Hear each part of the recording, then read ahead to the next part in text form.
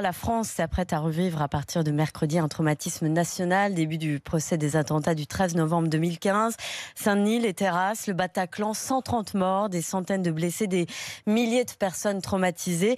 Le procès va durer 8 mois. Aujourd'hui, nous avons choisi de vous faire écouter le récit d'un héros de cette nuit-là, un membre de la BRI, la Brigade de recherche et d'intervention.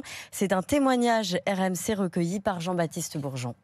Alors que les colonnes montent à l'assaut des terroristes, Marc et d'autres hommes de la BRI évacuent les blessés. Certains appelaient des prénoms, peut-être de leurs amis ou de leur famille. Je leur disais que c'était fini. Une jeune fille elle avait une blessure au visage comme si elle avait été frappée par une grosse lame. On comprend que c'est pas du petit calibre qui fait ça. On pense aux collègues qui sont plus au contact du terroriste. Il s'agit là de sauver des vies, quitte à perdre la nôtre. Une fois les tireurs neutralisés, Marc libère un enfant de 7 ans, otage des terroristes. Je le porte et je lui mets un casque de pompier pour qu'il évite de regarder les scènes horribles. Et je lui parle en même temps.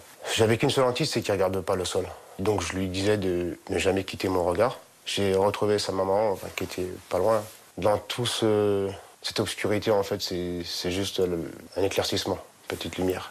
On n'a pas pu en sauver d'autres, mais on en a sauvé beaucoup quand même. Le policier d'élite attend du procès des réponses et un soulagement pour les victimes. Je serai satisfait lorsque les familles des victimes le seront. Les victimes attendent une explication, c'est le pourquoi. Les auteurs, qui sont vivants, ils devront s'expliquer. Mais il y a des réponses qu'on n'aura jamais.